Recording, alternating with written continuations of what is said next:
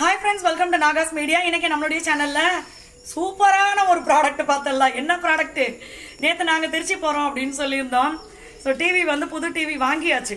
அந்த டிவியை உள்ள நாங்கள் அங்கேருந்து கொண்டு வர்றதுக்குள்ள பக்குனாயே அதுக்கப்புறம் கொண்டு வந்து மாட்டணும். அது என்னன்னு சொல்கிறேன் உங்களுக்கு. இது பார்த்தீங்கன்னா நேற்று நான் சொல்லியிருப்பேன், நிறைய ஷர்ட் வந்து பத்தாத ஷர்ட்லாம் நிறைய இருக்குது, அதில் நான் வந்து ஒன்று ஒன்றா போட்டு காட்டுறேன் அப்படின்னு சொல்லிட்டு. அது மாதிரி இந்த ரெட் கலர் ஒன்று, இந்த ரெட் கலர் பார்த்தீங்கன்னா இந்த சட்டையை எனக்கு கொடுத்த அக்கா பார்த்துருந்தா கூட அடி பாவி இத்தனை வருஷமாக இந்த சட்டையை வச்சிருக்கியான்னு நினைப்பாங்க. நான் வந்து ஆல்ரெடி சொல்லியிருக்கேன், எனக்கு வந்து அக்கா ஒருத்தவங்க அவங்க வந்து நிறைய ட்ரெஸ்ஸஸ் அவங்க வெளிநாட்டில் இருந்து வந்தது, அவங்க வாங்கிட்டு யூஸ் பண்ணாமல் வச்சது, இந்த மாதிரி விஷயம்லாம் எனக்கு கொடுப்பாங்க அப்படின்னு சொல்லி அந்த ட்ரெஸ் எல்லாம் நான் வச்சிருக்கேன். இது பார்த்தீங்கன்னா அவங்க பொண்ணுக்கு எடுத்ததா என்னன்னு எனக்கு தெரியல, சரியா தெரியல, அவங்க கொடுத்தது தான் எனக்கு இது. அப்போ வந்து நான் போட்டேன், அதுக்கப்புறம் வந்து இதை நான் போடவே இல்லை, அப்படியே வச்சுட்டேன். வாழ்க்கையில் பல இன்னல்கள் சுண்ணல்கள் எதுதான் வந்துச்சு, வந்ததுக்கப்புறம் விட்டுட்டேன் நான் அதை. இப்போ பார்த்தீங்கன்னா இது அவ்வளோ அழகாக சூப்பராக இருக்குது. இங்கே பாருங்க, அதுவுமே இந்த இடுப்பு கிட்ட பார்த்தீங்கன்னா இவ்வளோ லூஸாக இருக்குது. ஸோ இந்த ட்ரெஸ் வந்து அவ்வளோ சூப்பராக அப்படியே ஃபிட் ஆகிடுச்சு, செம்ம சந்தோஷமா இருந்துச்சு. இது வந்து எப்படி அப்படின்றது நம்மளுடைய சட்டை எப்படி இருக்கு தெரியுமா? தமிழ் படத்துல ஹிந்தி பட வில்லங்களாம் வருவாங்களா, அவங்க போட்டுப்பாங்க ஒரு சட்டை, அந்த ஸ்டைல்ல இருக்கு. அது இந்த இது இருக்கிறதுனால இருக்கும். நானும் இதை விட்டுட்டேன், சரி இதை ஏன் பிரிச்சுக்கிட்டு வித்தியாசம். நல்லா தான் இருக்கு, நல்லா இருக்குது. ஆமா, இது வந்து பாத்தீங்கன்னா நான் ஒரு வாட்டி, இது ரொம்ப சின்ன சட்டை, நேத்து போட்டிருந்தாலும் வீடியோல அதை விட சின்ன சட்டை. ஆமா, நான் வந்து ஒரு வாட்டி சென்னையில நம்ம இருந்தோம். அப்ப இந்த சட்டை அவங்க கொடுத்த புதுசு. அப்ப வந்து அங்க இருந்து இங்க வர்றப்ப பாத்தீங்கன்னா அந்த சட்டையை போட்டுக்கிட்டு நானும் பண்ண அளப்புற வரைக்கும் ஆனா இது நம்மளுக்கு சூப்பரா இருக்கு, அதை இது நினைச்சுக்கிட்டே இருந்தேன். அதுக்கப்புறம் இதெல்லாம் போடவே முடியல அப்படின்னு சொல்லிட்டு ஓரம் கட்டியாச்சு. இப்ப அதை திருப்பி போட்டவொன்னு அந்த நாள் ஞாபகம் நெஞ்சிலே வந்ததே அப்படின்ற மாதிரி இருக்கு. நல்லா இருக்கு, சூப்பரா இருக்கு. ஸோ இதே மாதிரி வந்து நிறைய ஃப்ரெண்ட்ஸ் நம்ம கிட்ட ஷேர் பண்ணியிருக்காங்க, வெயிட் லாஸ் காம்போ எடுத்து எனக்கு வந்து சைஸ் நல்லா குறைஞ்சிருக்கு, பழைய ட்ரெஸ் எல்லாம் நான் போட ஆரம்பிச்சிட்டேன் அப்படின்னு சொல்லி. இப்போ நான் வந்து இந்த மாதிரி ஒரு விஷயத்தை, அதாவது நம்மளுடைய வெயிட் லாஸ் காம்போ ட்ரை பண்ணி நான் வந்து இந்த ரிசல்ட் காமிச்சதும் என்கிட்ட ஒரு சில ஃப்ரெண்ட்ஸ் கேட்டிருந்ததுனால சரி ஓகே பண்ணுவோம் அப்படின்றது தான். இப்போ பார்த்தீங்கன்னா உங்களுக்கு தெரிஞ்சிருக்கும், வெயிட் லாஸ் காம்போட ரிசல்ட் வந்து ரொம்ப சூப்பராக இருக்கும். நேற்று வந்து 2-3 சிஸ்டர் ஃபோன் பண்ணும்போதெல்லாம் சொல்லியிருந்தாங்க, நம்ம திருச்சியில் இருந்தோம், அப்போ ஃபோன் பண்ணும்போதெல்லாம் சொல்லியிருந்தாங்க இந்த வெயிட் லாஸ் காம்போ ரொம்ப சூப்பராக இருக்குது. ஏன்னா அந்த வெயிட் லாஸ் பார்த்தீங்கன்னா நல்லாவே எங்களுக்கு தெரியுது. ஃபர்ஸ்ட் லேடிஸ்க்கு வந்து பெரிய பிரச்சனையே பார்த்தீங்கன்னா இந்த செஸ்ட் கிட்ட இந்த பட்டன் போட்டால் ஓப்பன் ஆயிடுது, இதெல்லாம் எனக்கு ஃபர்ஸ்ட் ஓப்பன் ஆயிடுச்சு. இப்போ பார்த்தீங்கன்னா இவ்வளோ லூஸாக இருக்குது பாருங்க, இந்த இடமே அவ்வளோ லூஸாக இருக்குது. அதே மாதிரி பார்த்தீங்கன்னா இந்த வயிறு கிட்ட, அடுத்து பார்த்தீங்கன்னா இந்த சைடு இது மட்டும் தனியாக நம்மளுக்கு இருந்தால் இந்த இடம் நம்ம இறக்கி விட முடியாது ட்ரெஸ், அந்த மாதிரி இருக்கும். ஸோ இது எல்லாமே பார்த்தீங்கன்னா அவ்வளோ சூப்பராக நிறைய பேருக்கு வந்து வெயிட் லாஸ் ஆயிருக்கு.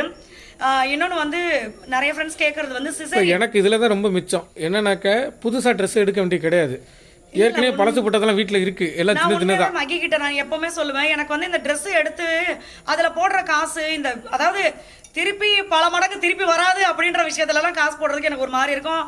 டிவியும் அதே மாதிரி தான் எனக்கு ஒரு மாதிரி தான் இருந்துச்சு. இருந்தாலுமே என்னன்னா சரி ஓகே, இவங்களுக்கு லீவ் இருக்குது, பிள்ளைங்க வளர்ந்துட்டாங்க, கேட்குறாங்க, நம்ம இதெல்லாம் வந்து அத்தியாவசிய செலவுகள் மாதிரி ஆகிப்போச்சு, இதெல்லாம் செஞ்சு தான் ஆகணும் போல இருக்குது அப்படின்ட்டு. ஏன்னா நான் டிவி பார்க்க மாட்டேன், சீரியல் பார்க்க மாட்டேன் உட்காந்து. அதனால இன்னொன்று பார்த்தீங்கன்னா நிறைய ஃப்ரெண்ட்ஸ் கேட்குறது வந்து சிசரியன். சிஸ்டர் எனக்கு சிசரியன் ஆயிருக்கு, நான் யூஸ் பண்ணலாமா? நானும் டிவி பார்க்க மாட்டேன், ஏன்னா டிவி பார்க்க மாட்டாரு, டிவி பார்க்க சிஸ்டம் பார்ப்பான், டிவிக்கே மட்டும் தான் பார்ப்பேன். ஆமா, எனக்கும் பிடிக்கும், அவங்க மட்டும் தான் பிடிக்கும்.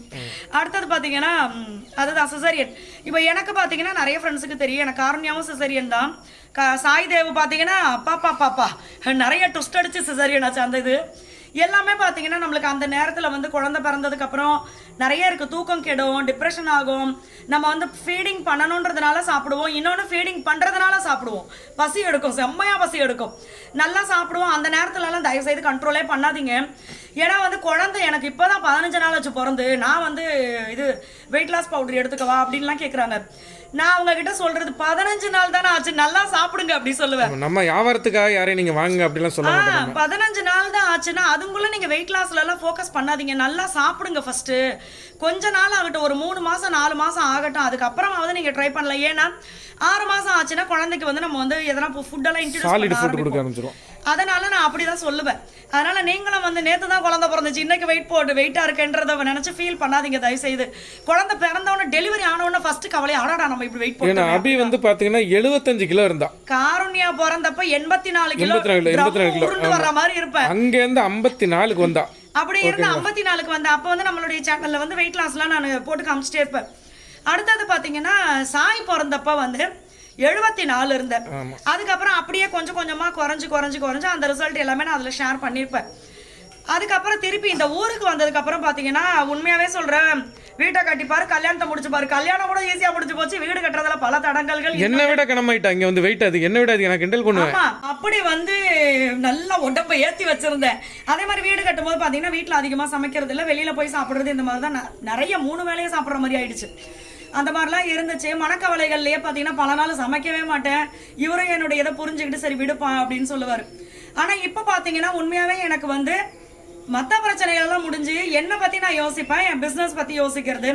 நிறைய ஃப்ரெண்ட்ஸ் எனக்கு ஐடியாஸ் கொடுப்பாங்கல்ல, அதை பத்தி யோசிப்பேன். ஓகே, அதுல ஒரு ஐடியா தான் சிஸ்டர், நீங்களே வந்து உங்களுடைய பழைய ட்ரெஸ் எல்லாம் நீங்க போட்டு காட்டுற அளவுக்கு வெயிட் லாஸ் காம்போ யூஸ் பண்ணி நீங்க அந்த மாதிரி செஞ்சு ஒரு ரிசல்ட் காட்டுங்க, அப்ப பாக்குறவங்களுக்கு இன்னும் யூஸ்ஃபுல்லா இருக்கும் அப்படின்னு சொன்னதுனால இந்த விஷயம். ஸோ இது எப்படி இருக்கு, சூப்பரா இருக்கு. எனக்கு இந்த சட்டை ஃபிட் ஆகவும் அது இந்த ஏரியாலாம் ஃபிளாட்டா தெரியவும் ரொம்ப சந்தோஷமாயிடுச்சு. இப்போ நம்ம உள்ள போயிட்டு அந்த டிவியை பார்க்கலாம். ஆமா, அப்புறம் வந்து நேத்து ஒரு சிஸ்டர் கேட்டிருந்தாங்களே ஜிம்முக்கு போயிட்டு எக்ஸசைஸ் பண்ணது. இது என்னன்னு பாத்தீங்கன்னா, இப்போ நிறைய ஃப்ரெண்ட்ஸ் வந்து நம்மளுடைய வெயிட் லாஸ் காம்போ எடுக்கும் போதே கூட ஒர்க் அவுட் பண்ணணுமா அப்படின்னு கேட்பாங்க.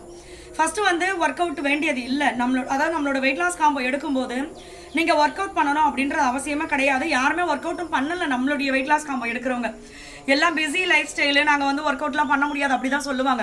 ஸோ ஒர்க் அவுட் நீங்கள் பண்ண வேண்டியது கிடையாது. இதை நீங்கள் கரெக்டாக ஃபாலோ பண்ணாவே உங்களுக்கு போதும், சூப்பரான வெயிட் லாஸ் இருக்கும்.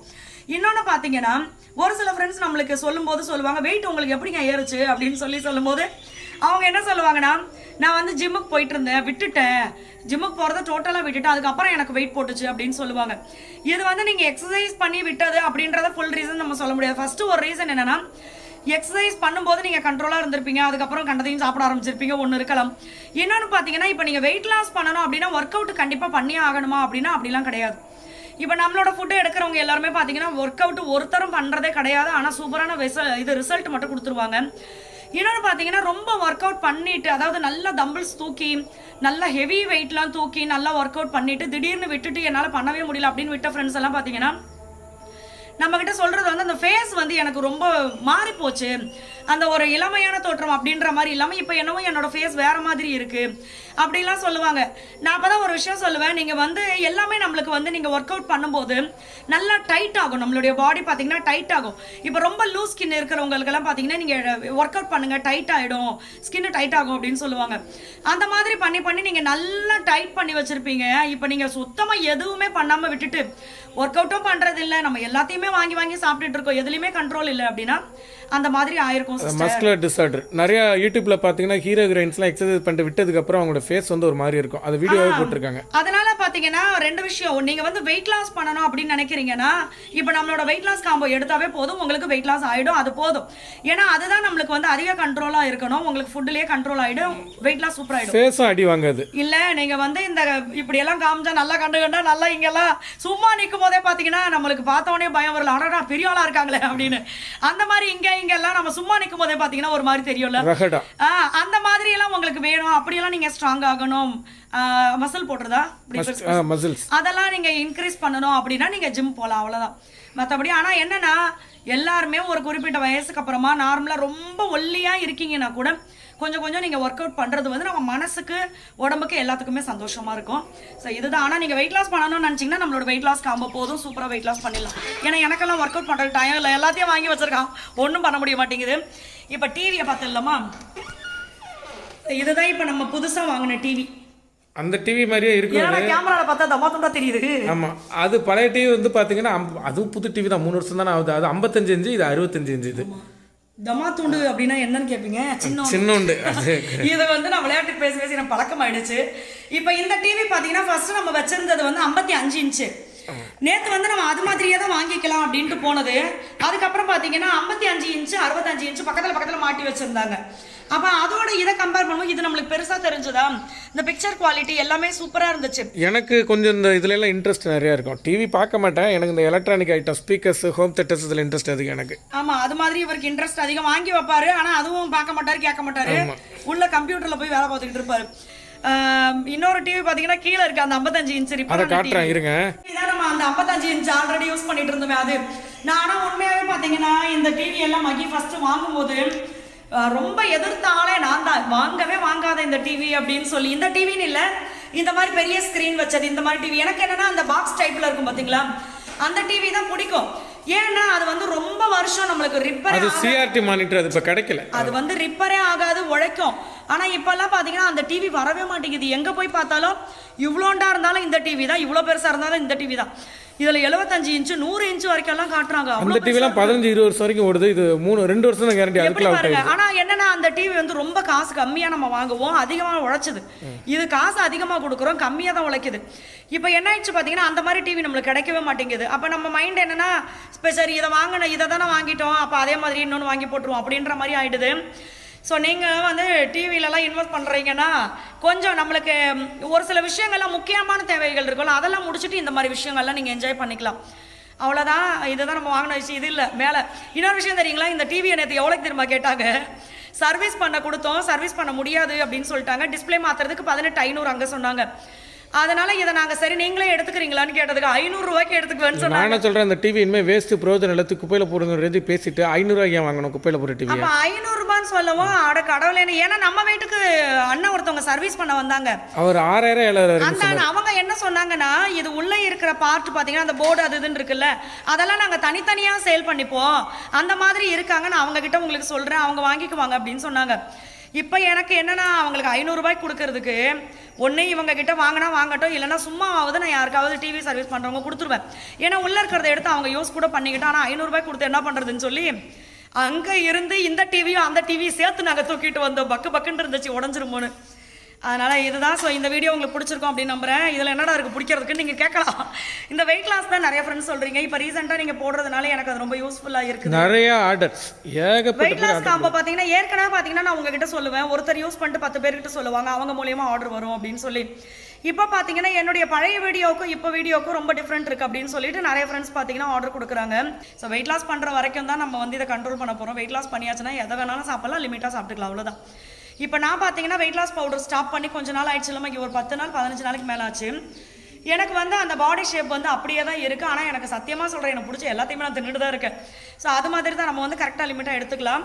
இந்த வீடியோ உங்களுக்கு பிடிச்சிருக்கும் அப்படின்னு நம்புறேன். நம்மளுடைய ப்ராடக்ட் லிஸ்ட்டு, வாட்ஸ்அப் நம்பர் எல்லாமே நான் உங்களுக்கு கமெண்ட்டில் பின் பண்ணுறேன். முக்கியமான டவுட்டாக இருந்தால் நீங்கள் கால் பண்ணுங்கள், இல்லை வாட்ஸ்அப்பே பண்ணிடலாம், நம்ம சைட்லேருந்து ரிப்ளை பண்ணுவாங்க. மற்ற ப்ராடக்ட்டுடைய டீட்டெயிலும் உங்களுக்கு வேணும் அப்படின்னா வாட்ஸ்அப் பண்ணுங்கள். எல்லா ஃப்ரெண்ட்ஸ்க்கும் ரொம்ப ரொம்ப நன்றி. பாய்.